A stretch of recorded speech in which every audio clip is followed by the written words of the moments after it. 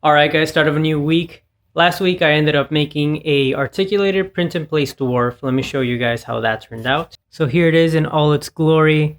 I just actually rolled out this update that includes this mug, but so now he can hold on to his like tankard or mug, whatever you want to call it. And he has two accessories, one of them being the hammer, the other one being his pickaxe. I think it turned out pretty good. Taking a closer look here at the tolerances, you can see that they're pretty wobbly, but one thing to keep in mind is something that's always happened to me in the past when selling files is that oftentimes you'll run into the issue of clients not really working with a fully calibrated machine. So what I found is the best tolerance is about 0.25 millimeters to 0.35, and that covers most ranges. I think I went with 0.45 or 0.55 on this one. And this is a pretty good starting point, but you can see it wiggles a little bit too much. I would like for this to be a little bit more controlled. So I'm going to slowly start rolling out new designs with different tolerances and see how the, I guess, general populace reacts to it.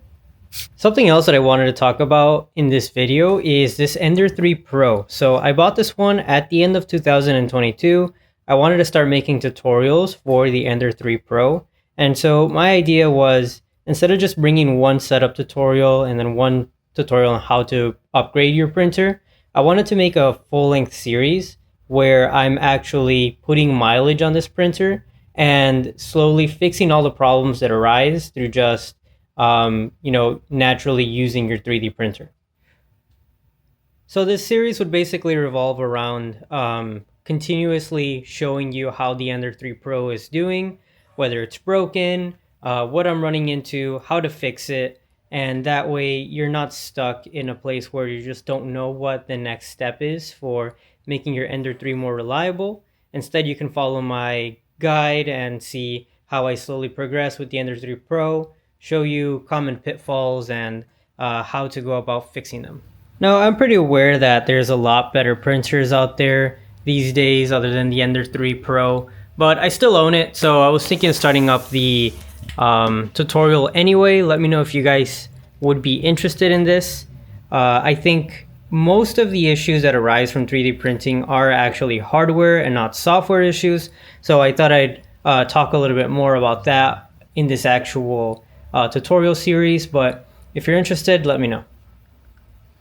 Another pro that I thought about is most people are printing on older printers, such as the Ender 3, and I'm often printing on Prusa's myself, so this would actually be a great way to figure out if the files that I'm making actually apply to older printers that just don't have the same capabilities as your Bamboo or some of these newer printers that are being rolled out today.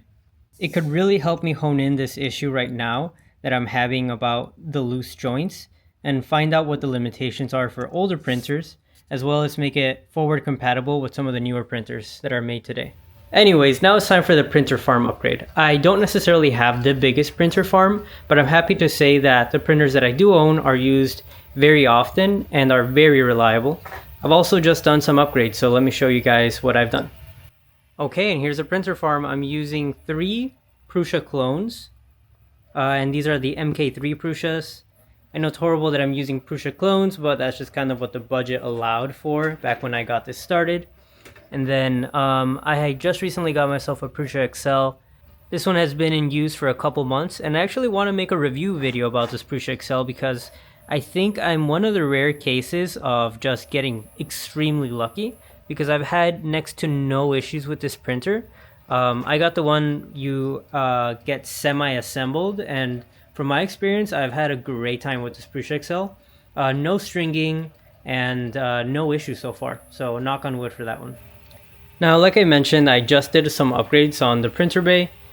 So one of the things I did was install these lights under each one of the actual shelves.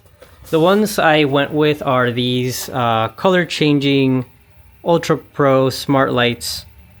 The reason why is because I'm kind of picky about the daylight color that I use.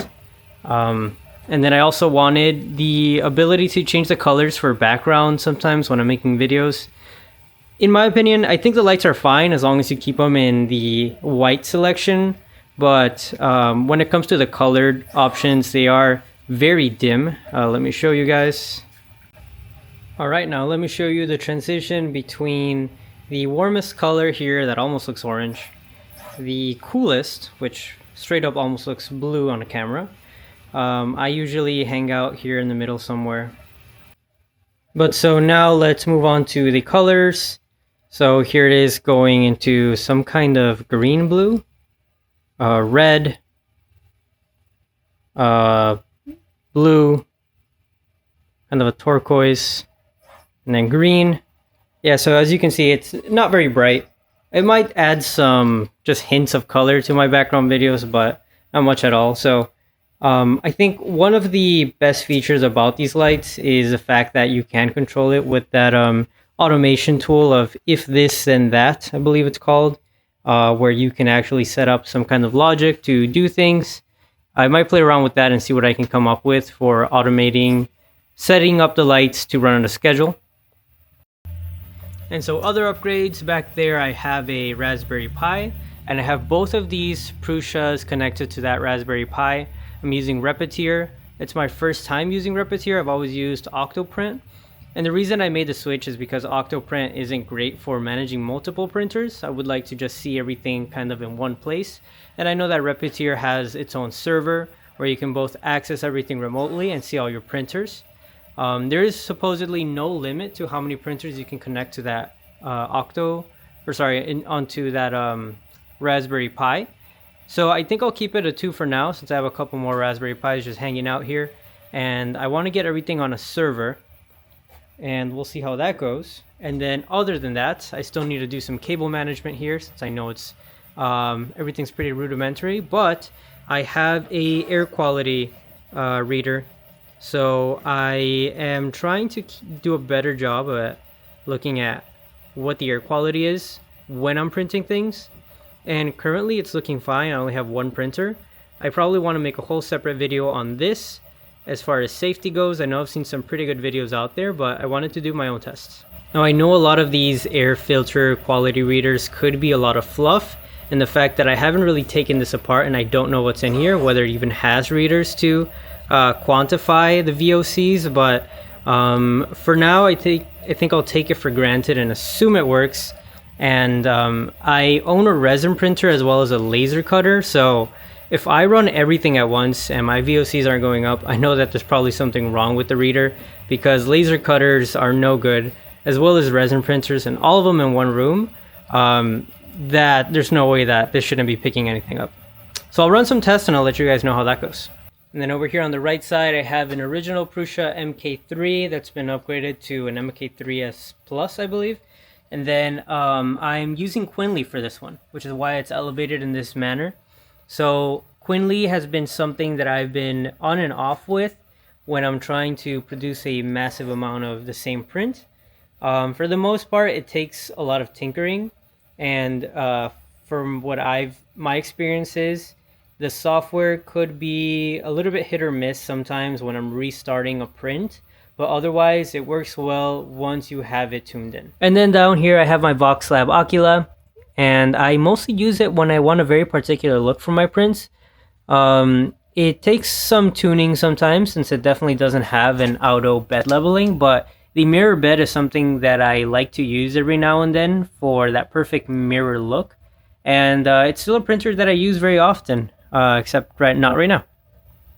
And then if you guys care to know, retired all the way at the bottom here is my original CR10. And that's where I got started printing more than a couple years now. I can't even remember when I bought it, but that's the original printer that got everything started.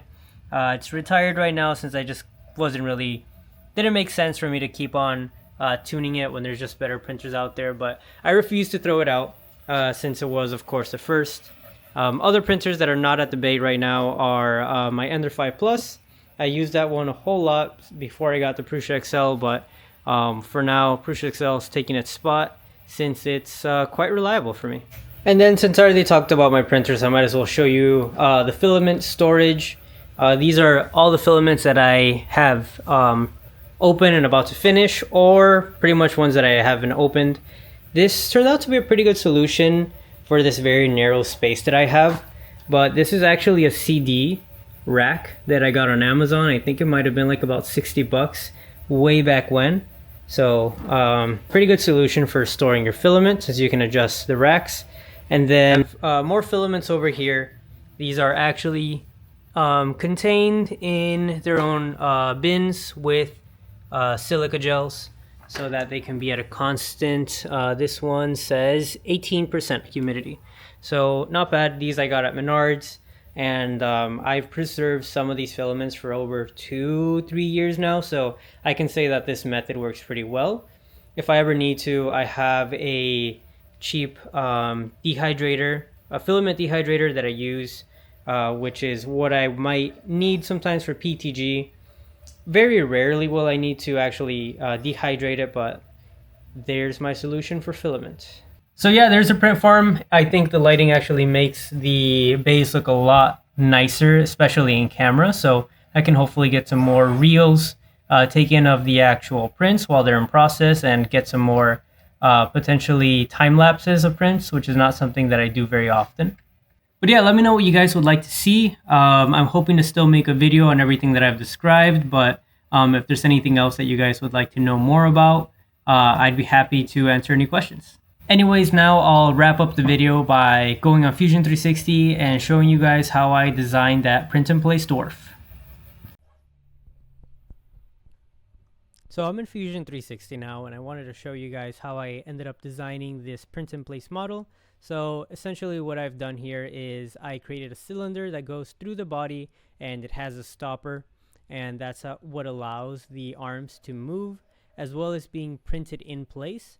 And the distance between the cylinder and the cutout from his body is, here it is, distance between these two faces is 0.55 millimeters. So I definitely want to keep tuning this distance. I know that it's pretty good for print in place, in the sense that it actually doesn't merge the two models as it's printing. But from what I have done in the past, 0.35 is great for the actual tolerance, where there's still a little bit of friction. And most people who don't have a tuned printer can use it as well.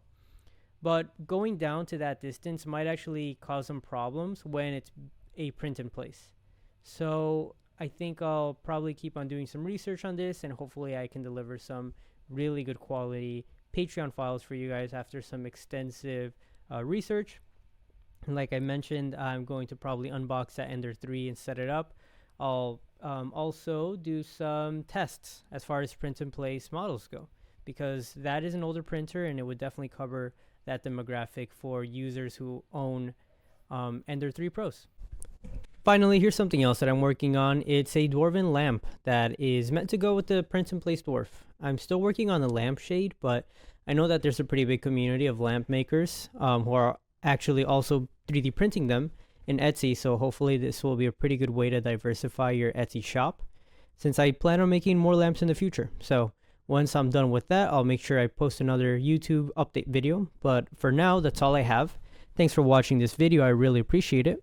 And if you would like to stay up to date with all my projects, make sure that you subscribe and hit the bell notification. Goodbye for now.